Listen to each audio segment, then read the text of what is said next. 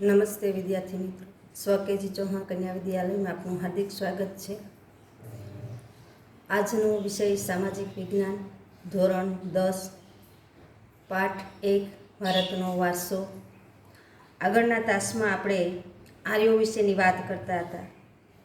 આર્યો સભ્યતાના નિર્માતાઓ આર્ય અથવા તો નોર્ડિક લોકો હતા।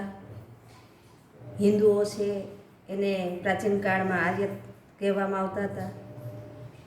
જે પ્રદેશમાં આર્યોની વસ્તી હતી એ પ્રદેશોને આર્યવર્ત તરીકે આપણે ઓળખતા હતા।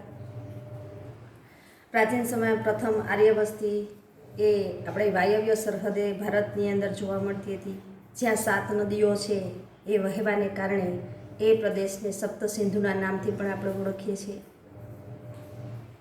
વૈદિક કાળની વાત કરીએ તો આર્યવર્ત છે એ પૂર્વમાં મિથિલા એટલે કે બિહારથી લઈ અને મધ્યપ્રદેશ સુધી વિંધ્યાચલ પર્વત સુધી વિસ્તારેલો આપણને જોવા મળે છે। અન્ય સમકાલીન જે પ્રજાઓ છે એના કરતાં તેઓ વધુ વિકસિત હતા। આર્ય ભરત રાજા કે ભરત કુળના નામ પરથી આ વિશાળ પ્રદેશ છે એનું નામ ઘણા બધા આપવામાં આવ્યા છે, જેમ કે ભરતભૂમિ છે, ભરતખંડ છે, ભારત વર્ષ છે કે પછી ભારત।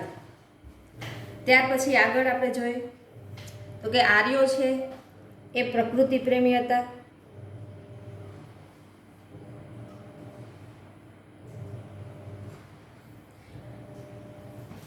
એ વડ,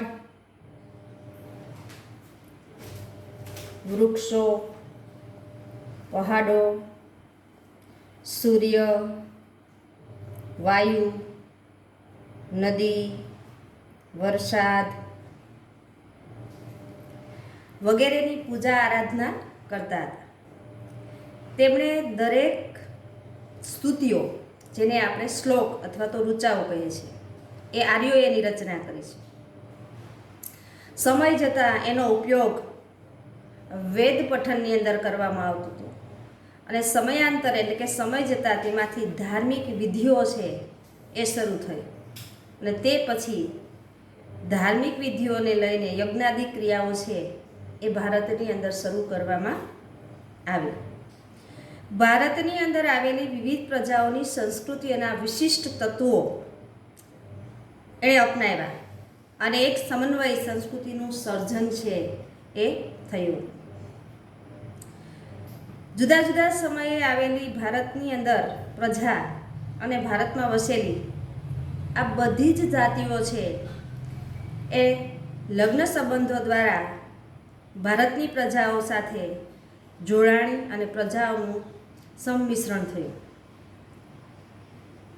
દરેક આવનાર જે પ્રજા છે એ વિશિષ્ટ એની રહેણી કહેણી, અનેક ભાષાઓ, વિચારો, ધાર્મિક માન્યતાઓ એનો પણ સમન્વય થયો। આમ પ્રારંભ કાળથી જ આપણા દેશની અંદર અનેક સમન્વયકારી સંસ્કૃતિઓનું નિર્માણ છે એ થયેલું આપણને જોવા મળે છે, જેને ભારતને ભવ્ય અને સમૃદ્ધ વારસો છે એ આપણને આપ્યો છે। એટલે જ આપણે કહીએ છીએ કે ભારતની અંદર ભાતીગળ સંસ્કૃતિ છે એનો વિકાસ થયો છે।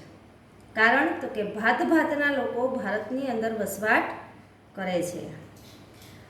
આ પ્રજાઓ છે એ પરસ્પર એટલી બધી આપણી સાથે ભળી ગઈ કે તેમનું કોઈ સ્વતંત્ર અસ્તિત્વ જ આજે જોવા મળતું નથી। અર્થાત એમ કહી શકાય કે આ તમામ પ્રજાઓ છે એનું ભારતીયકરણ છે થયું છે। આ રીતે પ્રાચીન ભારતમાં આવેલી પ્રજાઓ છે, વિવિધ પ્રજાઓ છે એના સંમિશ્રણથી આપણો સાંસ્કૃતિક વારસો છે એ વિવિધતાવાળો, વિવિધતાપૂર્ણ, ભાતીગળ અને સમૃદ્ધ બન્યો છે એમ આપણે કહી શકીએ છીએ। હવે આપણે પોઈન્ટ જે જોવાનું છે એ છે વારસાનું જતન અને રક્ષણ।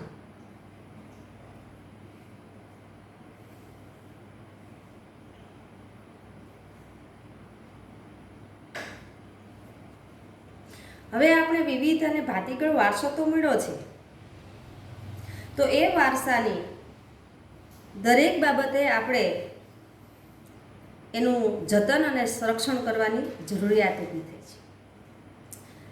ભારતના વારસાની દરેક બાબતે આપણે ભારતને જોઈએ છે તો રળિયામણું, નયનરમ્ય અને આકર્ષક બન્યું છે અને આપણે એના માટે ગૌરવ લઈએ છીએ. તો એ ગૌરવ લેવા જેવા વારસાને આપણે સાચવવાનું છે. એ ગૌરવભરા વારસાને કારણે જ વિશ્વની અંદર આપણે પ્રતિષ્ઠાભર્યું સ્થાન છે એ પ્રાપ્ત કરી શક્યા છે. તેને સાચવવું તે ભારતના પ્રત્યેક નાગરિકની પવિત્ર અને પ્રાથમિક ફરજ બને છે. આપણે આપણા પ્રાચીન ઐતિહાસિક મૂલ્ય અને એનું મહત્ત્વ ધરાવતા વારસાના જે સ્થળો છે એને કોઈ પણ રીતે નુકસાન પહોંચાડવું જોઈએ નહીં અને કોઈને પહોંચાડવા દેવું પણ જોઈએ નહીં. તેનું જતન કરે તે માટે આપણા બંધારણની અંદર નાગરિક માટે મૂળભૂત ફરજો આપવામાં આવી છે. તે મુજબ આપણા બંધારણની અંદર અનુચ્છેદ 51 ક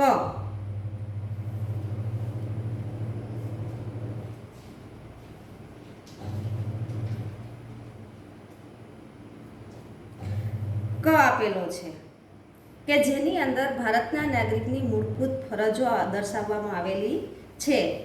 પછી છે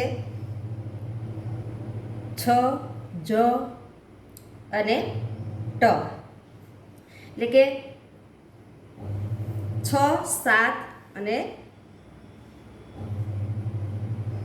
9 આ કલમો છે એ દર્શાવવામાં આવેલી છે કે જેની અંદર ભારતના નાગરિકોની મૂળભૂત ફરજો છે એ બતાવવામાં આવેલી છે. હવે જોઈએ કે આપણી સન્માનિત સંસ્કૃતિના સમૃદ્ધ વારસાનું મૂલ્ય સમજી અને તેની જાળવણી કરવાની ફરજ એક ભારતના નાગરિક તરીકે આપણી બધાની છે.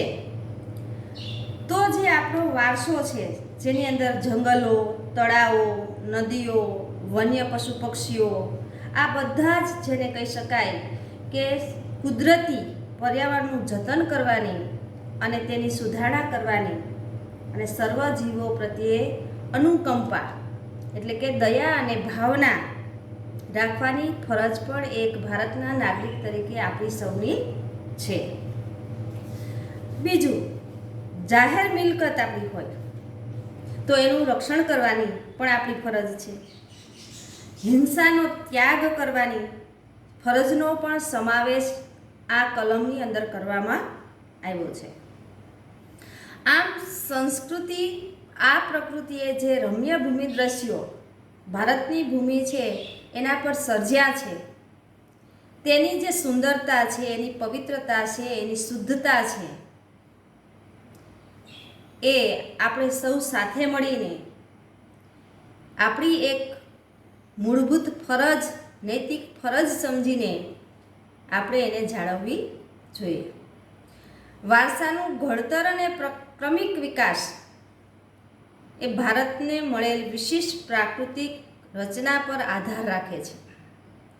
પ્રકૃતિ દ્વારા ભારતને અઢળક કહી શકાય એવી સમૃદ્ધિ પ્રાપ્ત થઈ છે. આ પ્રાકૃતિક વિશિષ્ટતાઓએ ભારતને દરેક ક્ષેત્રમાં વિકાસ માટેની અમૂલ્ય તક પૂરી પાડી છે. ભારતનો વારસો સદીઓથી ભારતના લોકો દ્વારા આર્થિક, રાજકીય, સામાજિક અને સાંસ્કૃતિક ક્ષેત્રે કરેલ વિકાસનું પરિણામ છે એ દર્શાવે છે. તો વિદ્યાર્થી મિત્રો, અહીંયા આપણું ચેપ્ટર છે એ પૂરું થાય છે. હવે આની અંદર ફેરબુકની અંદર ગુણભાર પ્રમાણે આપણે તૈયારી છે એ કરવાની છે, જે આવતા તાસની અંદર હું તમને લખાવીશ.